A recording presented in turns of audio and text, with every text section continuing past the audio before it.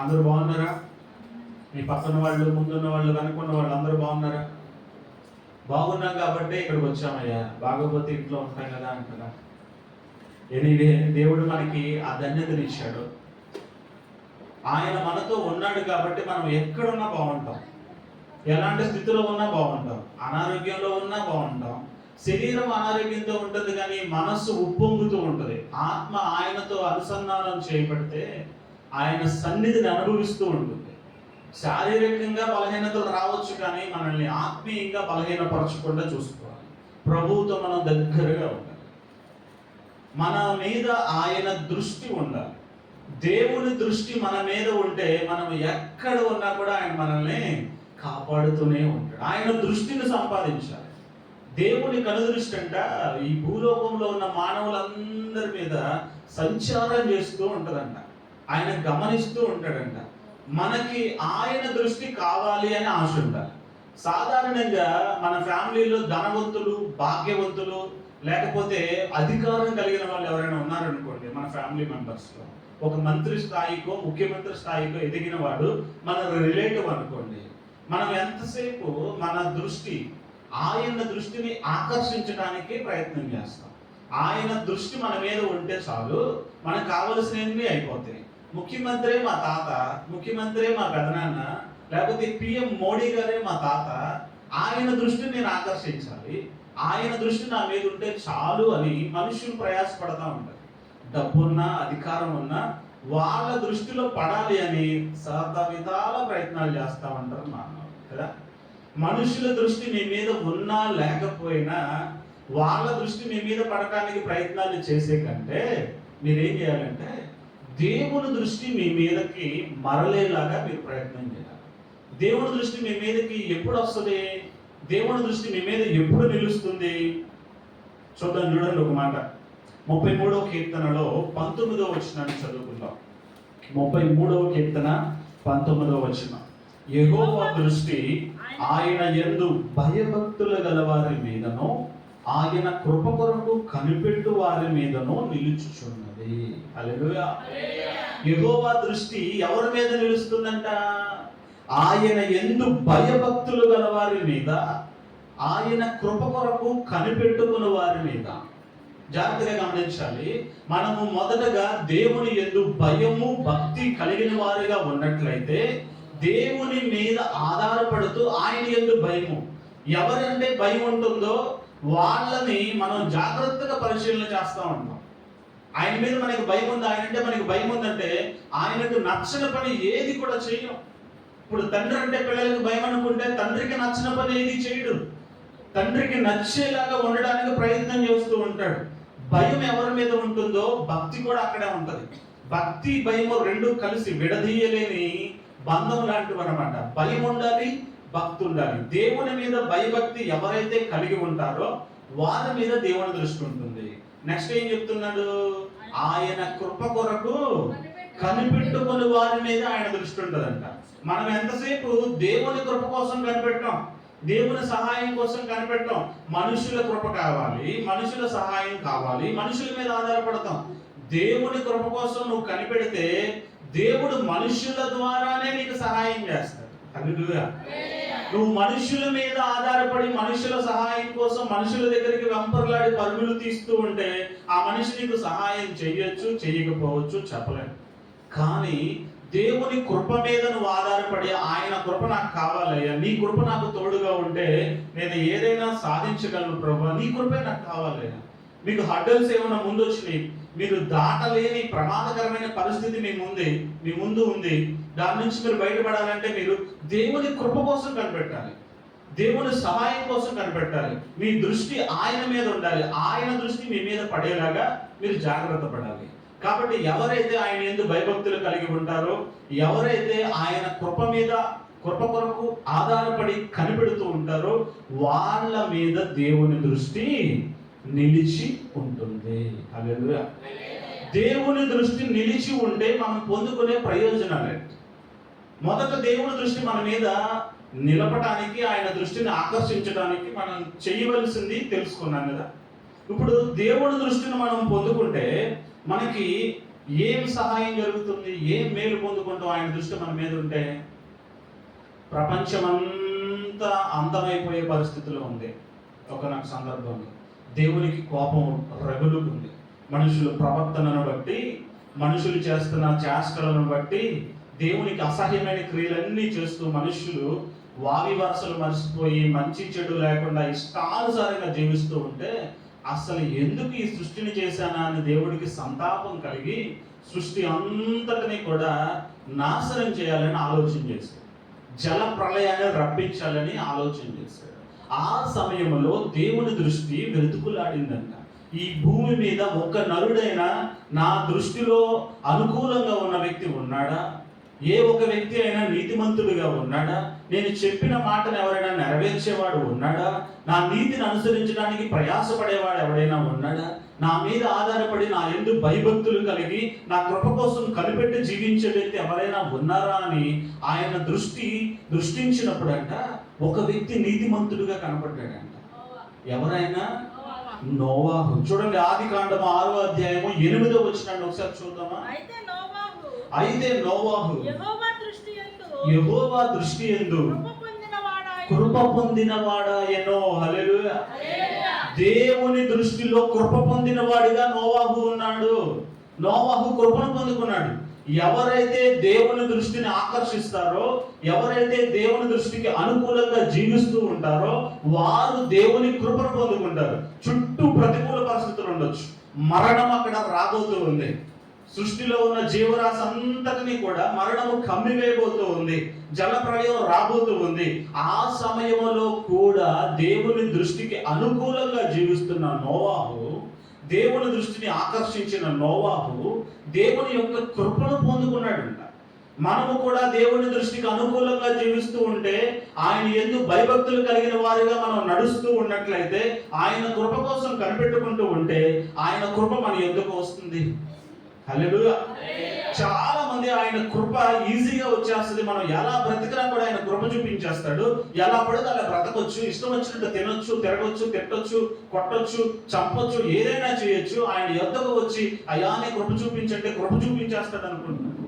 ఇక్కడ నోవాహు నీతిమంతుడుగా దేవుని దృష్టిలో ఎంచబడ్డాడు. ఎందుకంటే దేవుని మాటను అనుసరించి నడిచేవాడిగా ఉన్నాడు. దేవుని యందు భయభక్తులు కలిగిన వాడిగా ఉన్నాడు.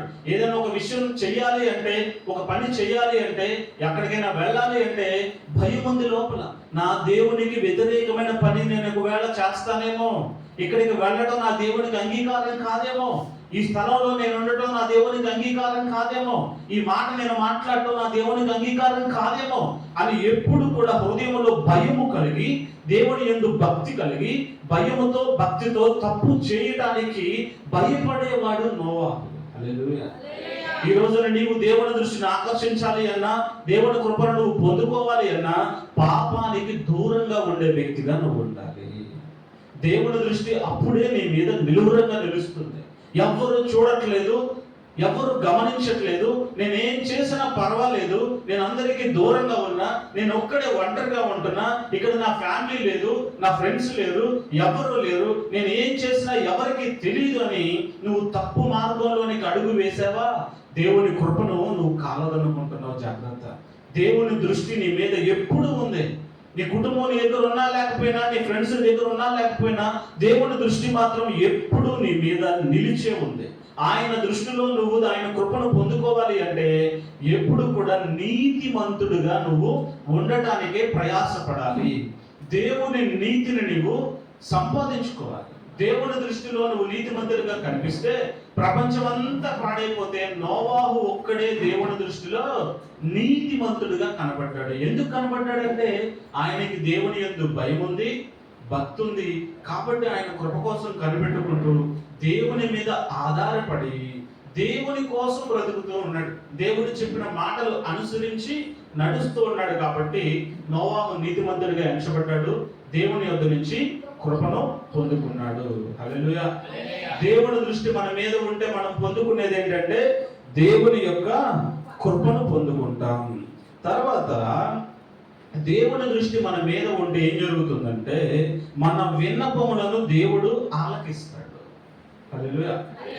మన విన్నపములను దేవుడు ఆలకిస్తాడు. మొదటి రాజుల గ్రంథం 8వ అధ్యాయం 52వ వచనాన్ని ఒకసారి చూద్దామా. ఆయన దృష్టి మన మీద ఉంటే మన ప్రతి విన్నపాన్ని కూడా దేవుడు ఆలకిస్తాడు.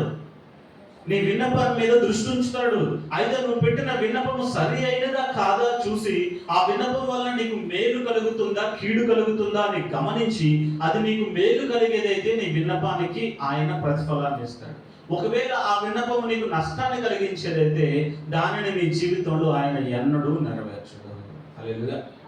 ఆయన దృష్టి మీ మీద నిలిచి ఉన్నట్లయితే మీ ప్రతి విన్నపాన్ని పరిశీలన చేస్తాడు. అంటే మీ ప్రతి అప్లికేషన్ కూడా ఆయన చూస్తాడు, గమనిస్తాడు. అది మీకు మేలైందైతే దాన్ని నెరవేరుస్తాడు. ఆ విన్నపాలు ఆయన విని ఆ విన్నపమును నీకు కార్యంగా మార్చే క్రమంలో దేవుడు మీ జీవితాలలో కొన్ని పరీక్షలు కూడా అనుమతించవచ్చు. కొన్ని సందర్భాలలో మీ ఓర్పుని పరీక్షించవచ్చు, మీ సహనాన్ని పరీక్షించవచ్చు, మీరు ఎలా ఉన్నారు అని మీ సాక్ష్యాన్ని పరిశీలించవచ్చు.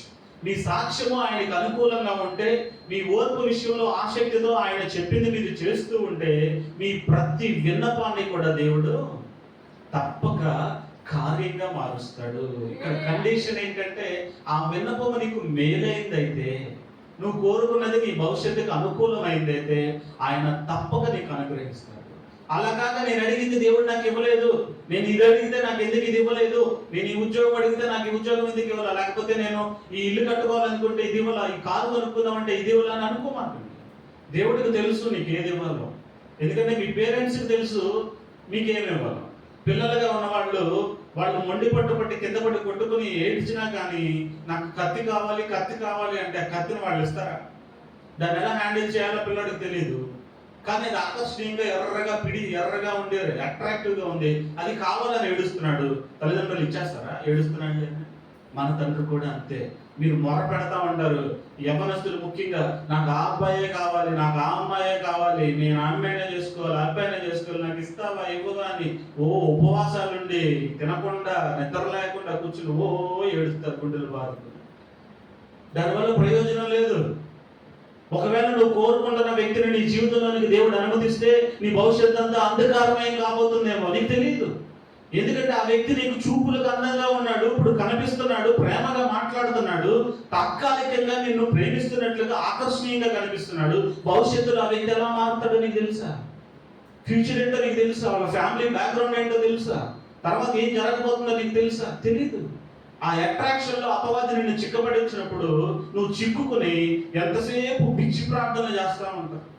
అట్లాంటి ప్రార్థన చేసి నేను ఎంత ప్రార్థన చేసిన దేవుడు నా మొర ఆలకించలేదు, నేను కోరిన వ్యక్తితో పెళ్లి చేయలేదు కాబట్టి నాకు దేవుడు వద్దు, నేను ఇంకా మందిరానికి రాను, నేను ఇంకా అసలు దేవుడిని వదిలేస్తున్నానని దేవుడి మీద అలిగేవాళ్ళు ఉంటారు. అలాంటి పిచ్చి పొరపాట్లు చేయమాకండి. మీ భవిష్యత్తు ఏంటో దేవుడికి తెలుసు. ఎవరిని జతపరిస్తే మీరు ఆశీర్వాదకరంగా ఉంటారో దేవుడికి తెలుసు. నరుడు ఒంటరిగా ఉండడం మంచిది కాదని దేవుడు ఎప్పుడో చెప్పాడు. ఆయనే మొదటి వివాహం చేశాడు ఆదాము హవ్వని. నీ వివాహం ఎప్పుడు చేయాలో ఏ సమయంలో చేయాలో ఆయనకి తెలుసు.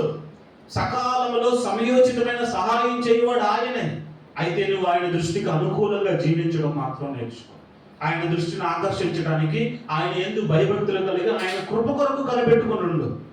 ఆయన కృపే నీకు సకాలంలో కార్యాలు జరిగిస్తూ ఉంటుంది. సో ఆయన దృష్టి నీ మీద ఉన్నట్లయితే నీ విన్నపములను ఆయన ఆలకిస్తాడు. హల్లెలూయా. నెక్స్ట్ ఏం చేస్తాడంటే కరువులో కూడా ఆయన సజీవులుగా మనల్ని కాపాడుతాడు. కరువు పరిస్థితులు వస్తాయి కొన్ని సందర్భాల్లో. కరువు అంటే డబ్బు విషయంలో కరువు అనే కాదు. కొన్ని రకాల కరువులు ఎలా ఉంటాయంటే మనసులో మాట పంచుకోవటానికి కూడా ఒక తోడు ఉండదు. పక్కన ఫ్యామిలీలోనే ఉంటాం, అందరూ ఉంటారు, మళ్ళీ కుటుంబం, భర్త ఉంటాడు, భార్య ఉంటుంది, పిల్లలు ఉంటారు, అల్లుళ్ళు ఉంటారు, కోడళ్ళు ఉంటారు, అందరూ ఉంటారు. కానీ నీ మనసులో ఉన్న ఒక భావనను కనీసం పక్క వ్యక్తి కూడా చెప్పుకోలేదు. అది ఎలాంటి కరువు అండి? గుండె నిండా దుఃఖం ఉంది, వేదన ఉంది, ఆవేదన ఉంది, ఒక వ్యక్తి పంచుకోవడానికి ఎవ్వరూ నీ పక్కన లేరనుకో, మనిషి బ్రతకగలదా?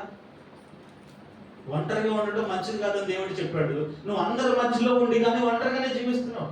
నీ దుఃఖాన్ని, నీ వేదన, నీ బాధను నువ్వు పంచుకోలేని స్థితిలో ఉన్నావు అనుకో, లోపల లాభాలాగా పెరిగిపోయి బీపీలు, షుగర్లు, తలనొప్పులు, నరాల బలహీనతలు, కాళ్ళు లాగటాలు, తిన్నది వంట పట్టదు, నిద్ర పట్టదు, ఒకటి కాదు అలాంటి కరువు నీకు రాకుండా ఉండాలి అంటే దేవుని దృష్టిలో నువ్వు ఉండాలి.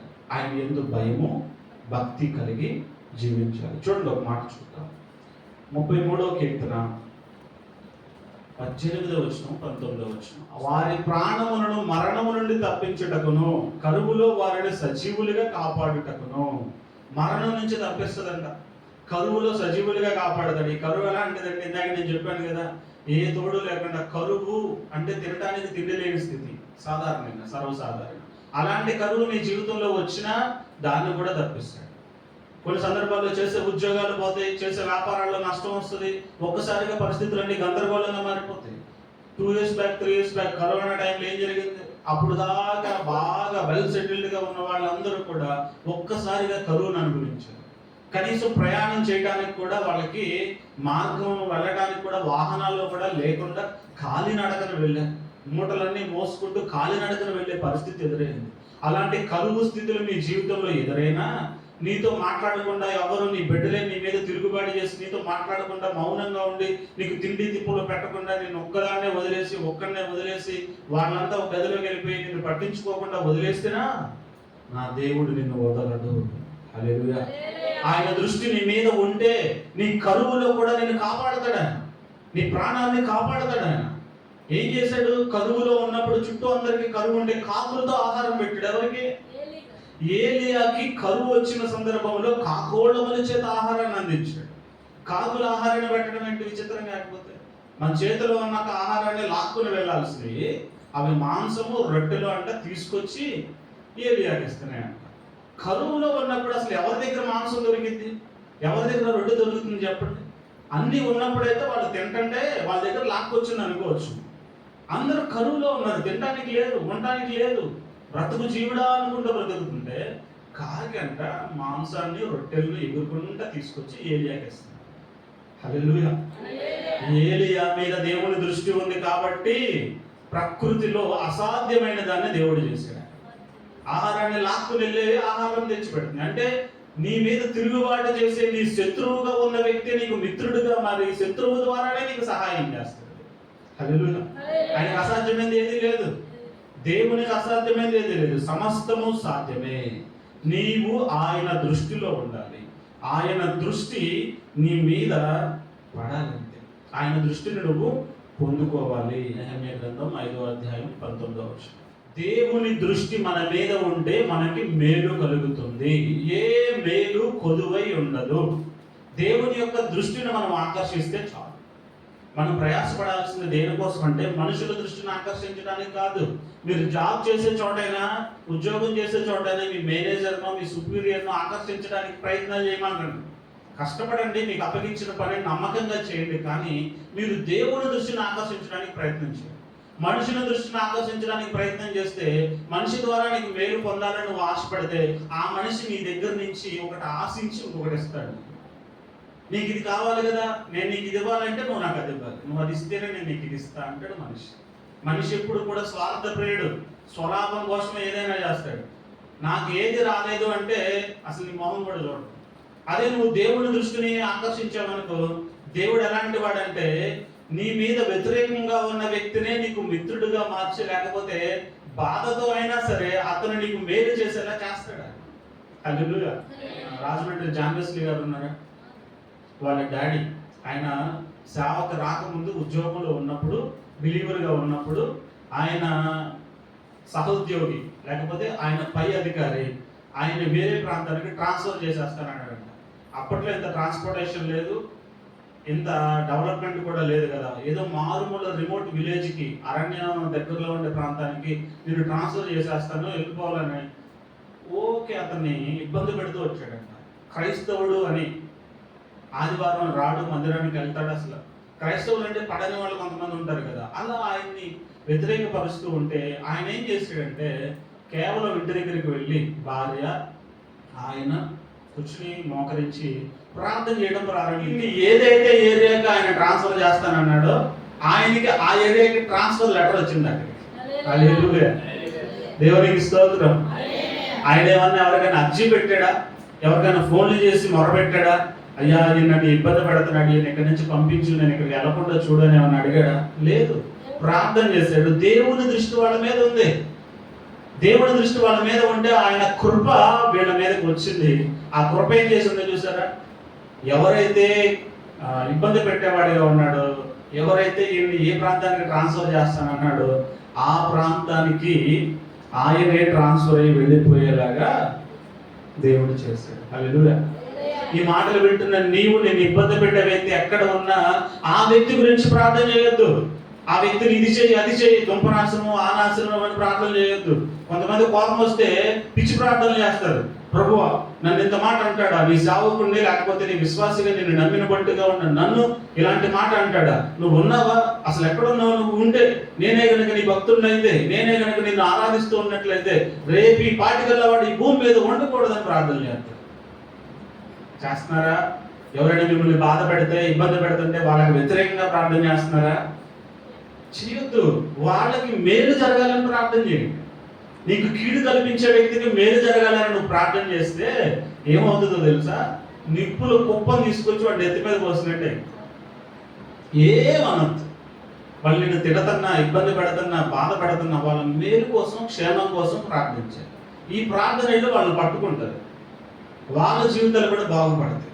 అలా కాకుండా వాళ్ళు ఒక మాట అన్నారని పగబెట్టేసుకుని వాళ్ళ గురించి ప్రార్థనలు చేసేసి కొంతమంది చేతపడి చేస్తారే. ప్రార్థన అంటే చేతపడి కాదు. ప్రార్థన ఇతరులకు మేలు చేసేది. ప్రార్థన ఇతరులకు మేలు కలిగించేది, ఇతరులను ఆశీర్వదించేది. దేవుని ప్రార్థన ఎప్పుడైనా సరే, మనం దేవునికి చేసే ప్రార్థన ఇతరులను ఆశీర్వదించాలి తప్ప శపించేలాగా ప్రార్థనలు మనం చేయటానికి వీలు లేదు. హల్లెలూయా. దేవుని దృష్టి మనం ఆకర్షిస్తే ఏమేం జరుగుతుంది? ఏం పొందుకుంటాం? మొదటి చెప్పండి నాకు. దేవుని దృష్టి మన మీద ఉండాలంటే మనం ఏం చేయాలి? ఆయన యందు భయభక్తులు కలిగి ఉండాలి. ఆయన కృప కొరకు కనిపెట్టుకుని ఉండాలి. ఓకే, మంచిది. భయభక్తులు కలిగి ఉన్నాం, ఆయన కృప కొరకు కనిపెట్టుకుని ఉన్నాం, ఆయన దృష్టిని మనం పొందుకున్నాం. దానివల్ల మనకేంటి ప్రయోజనం? దేవుని దృష్టి మన మీద ఉంటే మనకు ఉపయోగం ఏంటి? ఒకటి, దేవుని కృపను పొందుకుంటాం. మన విన్నపాలన్నీ కూడా ఆయన ఆలకిస్తాడు.